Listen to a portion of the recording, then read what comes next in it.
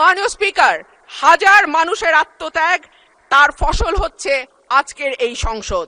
বাংলাদেশের সাম্প্রতিক রাজনৈতিক অঙ্গনে একটি ঘটনা নীরবে কিন্তু গভীর তাৎপর্য নিয়ে আলোচনার কেন্দ্রবিন্দুতে উঠে এসেছে। জাতীয় সংসদের ভিতরে ঘটে যাওয়া একটি আপাতদৃষ্টিতে সাধারণ মুহূর্ত একজন সংসদ সদস্যের বক্তব্যের সময় বৃদ্ধি রাজনৈতিক বিশ্লেষকদের কাছে নতুন সমীকরণের ইঙ্গিত বহন করছে।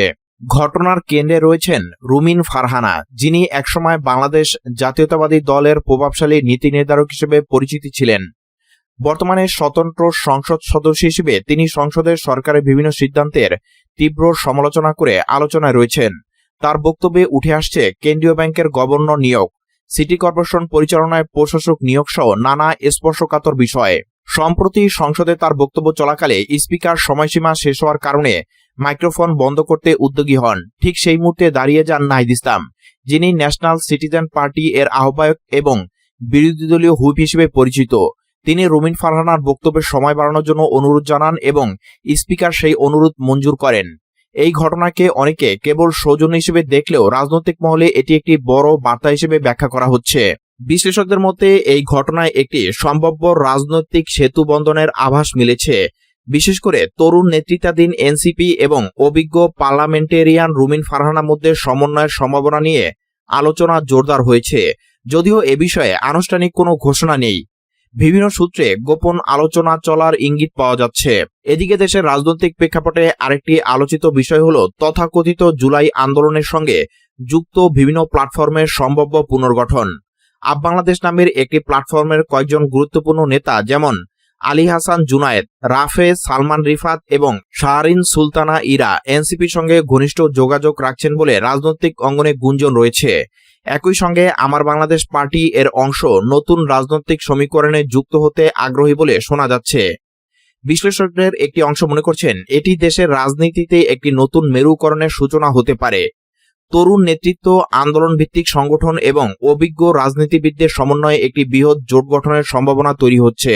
বিশেষ করে আন্তর্জাতিক পরিমণ্ডলে গ্রহণযোগ্যতা বাড়াতে রুমিন ফারহানার মতো আইনজ্ঞ ও অভিজ্ঞ নেতার সম্পৃক্ততা গুরুত্বপূর্ণ ভূমিকা রাখতে পারে বলে ধারণা করা হচ্ছে।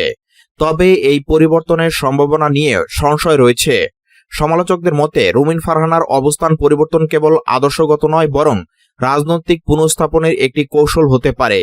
দীর্ঘদিন একটি দলের গুরুত্বপূর্ণ পর্যায়ে থাকার পর হঠাৎ সেই দলের সমালোচক হয়ে ওঠা নিয়ে প্রশ্ন তুলেছেন অনেকে। অন্যদিকে সরকার পক্ষ এখনো এ বিষয়ে সরাসরি কোনো প্রতিক্রিয়া দেয়নি। তবে রাজনৈতিক অঙ্গনে আলোচনার কেন্দ্রবিন্দু হয়ে উঠেছে আগামী 12 এপ্রিলের একটি সম্ভাব্য বড় সমাবেশ। বিভিন্ন সূত্রে জানা গেছে ওই দিন নতুন রাজনৈতিক জোট বা কর্মসূচির ঘোষণা আসতে পারে, যদিও এসব তথ্যের আনুষ্ঠানিক নিশ্চিতকরণ এখনো পাওয়া যায়নি। রাজনৈতিক বিশ্লেষকরা বলছেন বাংলাদেশের রাজনীতিতে পরিবর্তন নতুন কিছু নয়, তবে বর্তমান প্রেক্ষাপটে যে সমীকরণ তৈরি হচ্ছে তা যদি বাস্তবে রূপ নেয় তাহলে তা আগামী নির্বাচনের উপর গুরুত্বপূর্ণ প্রভাব ফেলতে পারে। বিশেষ করে তরুণ প্রজন্মের সম্পৃক্ততা এবং সংগঠিত রাজনৈতিক প্ল্যাটফর্মের উদ্ভব পরিস্থিতিকে নতুন দিকে নিয়ে যেতে পারে। সব মিলিয়ে সাম্প্রতিক ঘটনাগুলো ইঙ্গিত দিচ্ছে যে দেশের রাজনীতি একটি পরিবর্তনের সন্ধিক্ষণে দাঁড়িয়ে আছে। তবে এই পরিবর্তন কতটা বাস্তবায়িত হবে এবং তা কতটা স্থায়ী প্রভাব ফেলবে সেটি এখন দেখার বিষয়। সব মিলিয়ে রুমিন ফারহানাকে ঘিরে নতুন রাজনৈতিক সমীকরণ ইঙ্গিত দিচ্ছে সম্ভাব্য জোট রাজনীতির। তবে এটি আদর্শগত পরিবর্তন নাকি কৌশলগত পুনর্বিন্যাস তা এখনো স্পষ্ট নয়। আগামী সময় নির্ধারণ করবে এই পরিবর্তন দেশের রাজনীতিতে স্থায়ী প্রভাব ফেলতে পারে কিনা। জুলাই জাতীয় সনদ বাস্তবায়নে গণভোট করার জন্য অন্তর্বর্তী সরকার আমলে জারি করা গণভোট অধ্যাদেশ, গুম প্রতিরোধ করা অধ্যাদেশ, পুলিশ কমিশন গঠনের লক্ষ্যে জারি করা অধ্যাদেশ সহ 13টি অধ্যাদেশ নির্ধারিত সময়ের মধ্যে অনুমোদন বা অনুমোদন কোনোটাই করেনি জাতীয় সংসদ। ফলে এই অধ্যাদেশগুলো কার্যকারিতা হারিয়েছে। সংবিধানের নিয়ম অনুযায়ী অন্তর্বর্তী সরকার আমলে জারি করা 133টি অধ্যাদেশ গত 12 মার্চ ত্রয়োদশ সংসদের প্রথম বৈঠকে উত্থাপন করা হয়। এর মধ্যে এই 13 অধ্যাদেশও ছিল। অধ্যাদেশগুলো অনুমোদনের শেষ সময় ছিল শুক্রবার। এই সময়ের মধ্যে এগুলো অনুমোদন বা অনুমোদনে কোনো বিল সংসদে আনা হয়নি। সংসদ না থাকা অবস্থায় জারি করা অধ্যাদেশ সংসদের প্রথম বৈঠকে উত্থাপন করা হয়। এরপর 30 দিনের মধ্যে তা হয় পাশ করতে হয়, নইলে প্রয়োজনে হেফাজতকরণ ব্যবস্থা রেখে রোহিতকরণ বিল আনতে হয়। হেফাজতকরণ হলো অধ্যাদেশের অধীনে নেওয়া সিদ্ধান্ত বহাল রাখা। সংসদে পাশ অথবা রোহিত করা না হলে অধ্যাদেশ স্বয়ংক্রিয়ভাবে কার্যকারিতা হারায়। ত্রয়োদশ জাতীয় সংসদ নির্বাচনের দিন অর্থাৎ গত 12 ফেব্রুয়ারি জুলাই জাতীয় সনদের সংবিধান সম্পর্কিত প্রস্তাবগুলো বাস্তবায়নের লক্ষ্যে গণভোট অনুষ্ঠিত হয়। এতে হ্যাঁ জয়ী হয়েছে, যদিও বিএনপির সংসদ সদস্যরা গণভোট অনুযায়ী সংবিধান সংস্কার পরিষদের সদস্য হিসেবে শপথ নেননি। জামাত ইসলামী ও জাতীয় নাগরিক পার্টি সহ 11 দলীয় নির্বাচনী ঐক্যের সংসদ সদস্যরা সংবিধান সংস্কার পরিষদের শপথ নিয়েছেন। বিএনপির স্থায়ী কমিটির সদস্য ও স্বরাষ্ট্রমন্ত্রী সালাউদ্দিন আহমেদ গত 31 মার্চ সংসদে জুলাই জাতীয় সনদ বাস্তবায়ন আদেশ 2025-কে অন্তর্বর্তী সরকারে অন্তহীন প্রতারণা দলিল ও জাতীয় প্রতারণা আখ্যায়িত করেন। বান্দরবনের নাইক্ষ্যংছড়ি সীমান্তে পৃথক 2টি অভিযান চালিয়ে 5টি এন্টি পার্সোনাল মাইন, 5টি সম্ভাব্য ইম্প্রোভাইজ এক্সপ্লোসিভ ডিভাইস ও বিপুল পরিমাণ দাহ্য রাসায়নিক পদার্থ উদ্ধার করেছে বর্ডার গার্ড বাংলাদেশ বিজিবি। বৃহস্পতিবার দুপুরে এসব অভিযান চালানো হয়। শুক্রবার রাতে বিজিবির এক সংবাদ বিজ্ঞপ্তিতে এসব তথ্য জানানো হয়।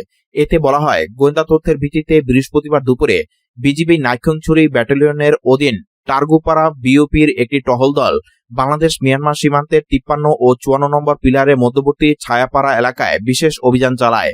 এ সময় 4-5 জন সন্দেহভাজন ব্যক্তিকে দেখে বিজিবির টহল দল চ্যালেঞ্জ করে তখন তারা কয়েকটি ব্যাগ ফেলে পাশের পাহাড়ি জঙ্গলে পালিয়ে যায়। পরে ঘটনাস্থলে তল্লাশি চালিয়ে 5টি এন্টি পার্সোনাল মাইন, 5টি সম্ভাব্য আইইডি, একটি মেটাল ডিটেক্টর, একটি সোলার প্যানেল, কিছু শুকনা খাদ্য সামগ্রী, একটি মুঠোফোন, পাওয়ার ব্যাংক ও কিছু সাধারণ পোশাক উদ্ধার করা হয়। বিজ্ঞপ্তিতে আরো বলা হয়, উদ্ধার হওয়া মাইন ও আইইডিগুলো বালুর বস্তা দিয়ে সুরক্ষিত করে লাল পতাকা দিয়ে চিহ্নিত করা হয়েছে।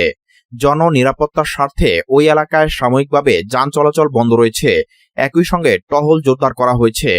সেনাবাহিনী বোমা উদ্ধার ও নিষ্ক্রিয়করণ দল মোতায়েনের জন্য প্রয়োজনীয় সমন্বয় করা হয়েছে। এই ঘটনায় নাইক্ষ্যংছড়ি থানায় একটি সাধারণ ডায়েরি করা হয়েছে। বিজিবি আরো জানায়, একই দিন দুপুরে বিজিবির কক্সবাজার ব্যাটালিয়নের অধীন 22 পাড়ি বিউপির একটি টহল দল 37/2 S নম্বর পিলারের সংলগ্ন আমবাগান এলাকায় অভিযান চালায়। সেখান থেকে মালিকবিহীন অবস্থায় 3 কেজি দাহ্য পাউডার, 3 কেজি ম্যাপক্স, 3 রোল নাইলন কাপড় এবং 3 লিটার দাহ্য রাসায়নিক তরল উদ্ধার করা হয়। রাজধানীর তেজগাঁও ও হাজারীবাগ এলাকায় বিশেষ অভিযান চালিয়ে বিভিন্ন অপরাধে জড়িত থাকার অভিযোগে মোট 93 জনকে গ্রেফতার করেছে ঢাকা মহানগর পুলিশ ডিএমপি। ডিএমপির এক সংবাদ বিজ্ঞপ্তিতে বলা হয়, শুক্রবার হাজারীবাগ থানা এলাকা থেকে 26 জনকে গ্রেফতার করা হয়। এ সময় তাদের কাছ থেকে কিছু ইয়াবা বড়ি ও গাঁজা উদ্ধার করা হয়েছে। বিজ্ঞপ্তিতে আরো বলা হয়, গত 24 ঘন্টায় পুলিশের তেজগাঁও বিভাগ এলাকায় অভিযান চালিয়ে আরো 67 জনকে গ্রেফতার করা হয়েছে। তাদের মধ্যে নিয়মিত মামলায় 7 জন, পুরনো মামলায় 10 জন এবং 46 জনকে ডিএমপি অধ্যাদেশমূলক গ্রেফতার করা হয়। বাকি 4 জন গ্রেফতারি পরোয়ানাভুক্ত আসামি। গ্রেফতার ব্যক্তিদের বিরুদ্ধে ইতিমধ্যে আইনগত ব্যবস্থা নেওয়া হয়েছে। ডিএমপি জানায়, অপরাধ দমন ও এলাকার আইনশৃঙ্খলা পরিস্থিতি স্বাভাবিক রাখতে পুলিশের এ ধরনের অভিযান অব্যাহত থাকবে।